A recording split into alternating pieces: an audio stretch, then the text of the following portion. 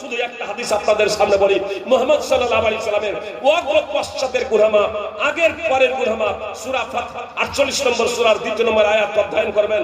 মুহাম্মদ সাল্লাল্লাহু আলাইহি সাল্লামের আগের পরে গুনাহ মাফ। তারপরে মুহাম্মদ সাল্লাল্লাহু আলাইহি সাল্লাম আল্লাহ তাআলার কত ইবাদত করতেন জানেন? সহিহ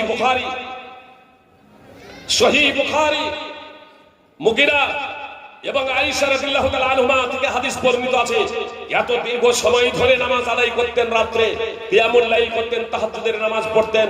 মুগিরার বর্ণনায় আছে হাত্তা তারিমা কাদেমা, নবী সাল্লাল্লাহু আলাইহি সাল্লামের পা দুখানা ফুলে যেত। আর আয়েশার বর্ণনায় আছে হাত্তা তাতাফাত্তারা কাদামা, নবী সাল্লাল্লাহু আলাইহি সাল্লামের পদ যুগল ফেটে যেত। আয়েশা রাদিয়াল্লাহু তাআলা আনহা বলছেন, আল্লাহ রাসূল সাল্লাল্লাহু আলাইহি সাল্লাম আপনি এত কষ্ট করেন কেন?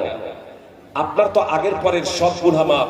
তো নবী সাল্লাল্লাহু আলাইহি সাল্লাম বলেছিলেন, আফালা উহিব্বু আন আকুনা আবদান শাকুরা, আমি কি আল্লাহ তাআলার কৃতজ্ঞশীল বান্দা হব না?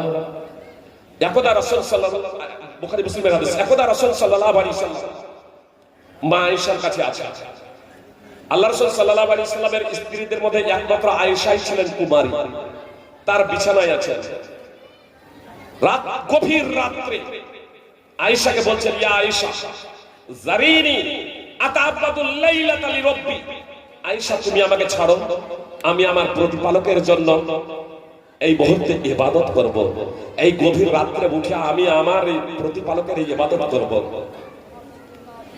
বিছানায় শুয়ে আছেন, হঠাৎ আয়েশাকে বলছেন, হে আয়েশা তুমি আমাকে ছাড়ো, আমি আমার প্রতিপালকের ইবাদত করব। আয়েশা রাদিয়াল্লাহু তাআলা আনহা বললেন, ওয়াল্লাহি ইন্নী লা উহিব্বু কুরবাকা ওয়া উহিব্বু মাসসাররাক, আল্লাহর কসম করে বলছি আল্লাহ রাসূল সাল্লাল্লাহু আলাইহি সাল্লাম আমি আপনার নৈকট্য চাই, অবশ্যই আমি আপনার নৈকট্য চাই।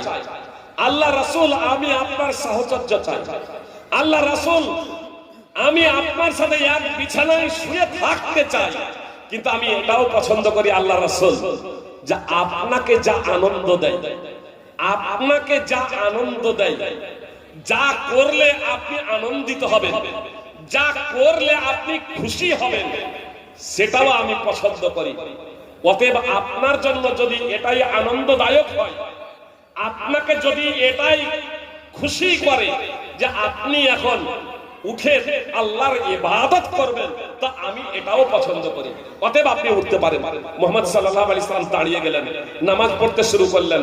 ফালাম ইয়াজাল ইয়াবকি, অব্যাহত ধারায় ক্রন্দন করতে আরম্ভ করলেন, অব্যাহত ধারায় ক্রন্দন করতে আরম্ভ করলেন নামাজের অবস্থায়।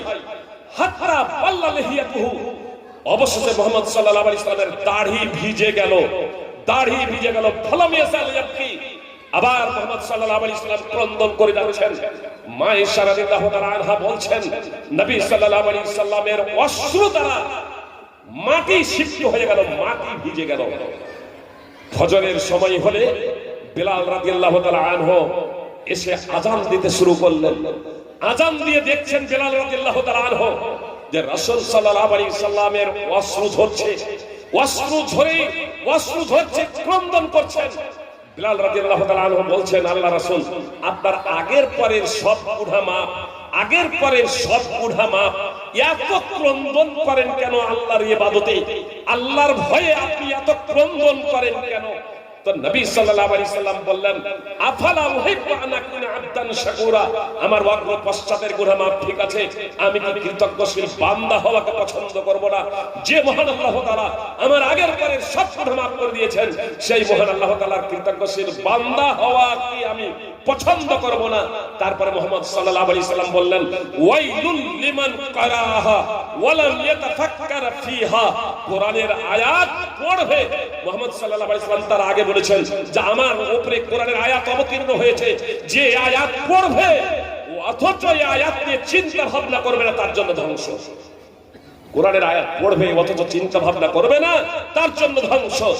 তারপরে কোরআনের আয়াত তেলাওয়াত করলেন সূরা আলে ইমরান 3 নম্বর সূরার 190 নম্বর আয়াত, কোন বর্ণনায় আছে 190 এবং 191 নম্বর আয়াত।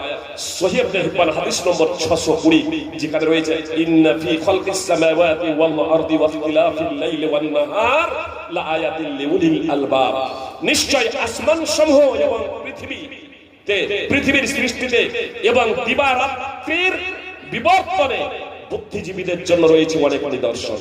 আল্লাহ বলছেন কিতাবুন আনসালনাহু ইলাইকা মুবারাকুন লিয়াদাব্বারু আয়াতিহি ওয়া লিয়াতাযাক্কারা উলুল আলবাব। এই কিতাব মুহাম্মদ সাল্লাল্লাহু আলাইহি ওয়াসাল্লাম তোমার প্রতি আমি অবতীর্ণ করেছি। এই কিতাব বরকতময় কিতাব, যাতে বুদ্ধিজীবীরা এই পবিত্র কোরআন নিয়ে আয়াত সমূহ নিয়ে গবেষণা করে, চিন্তা ভাবনা করে, ওয়া লিয়াতাযাক্কারা উলুল আলবাব, এবং বুদ্ধিজীবীরা উপদেশ গ্রহণ করে। সূরা সাদ 38 নম্বর সূরা 29 নম্বর আয়াত।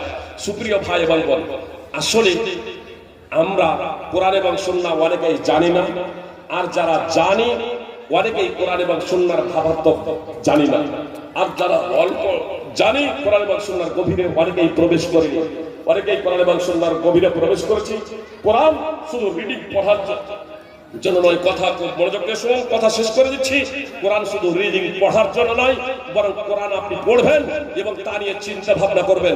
কোরআন নিয়ে যত চিন্তা ভাবনা করবেন, আপনার অন্তরে তত আল্লাহর ভয় ভীতি তৈরি হয়ে যাবে। এর জন্যই আল্লাহ তাআলা পবিত্র কোরআন অবতীর্ণ করেছেন। আল্লাহ তাআলা বলেন আফালা ইয়াতাদাব্বারুল কুরআনা আফালা ইয়াতাদাব্বারুনাল কুরআনা আলা কুলুবিন আকফালুহা। তারা কোরআন নিয়ে চিন্তা ভাবনা করে না কেন? তাদের কি অন্তর তালাবদ্ধ? তাদের কি অন্তরে তালা লাগানো আছে?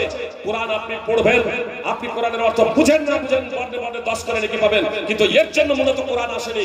কোরআনকে আপনি হৃদয়ঙ্গম করবেন, আপনি আপনার ভাষাতে বুঝবেন, আর বুঝে আল্লাহর বিধিবিধান সম্পর্কে অবগত হয়ে তা বাস্তবায়ন করবেন। এর জন্য আল্লাহ তাআলা পবিত্র কোরআন অবতীর্ণ করেছেন, ওহী প্রেরণ করেছেন।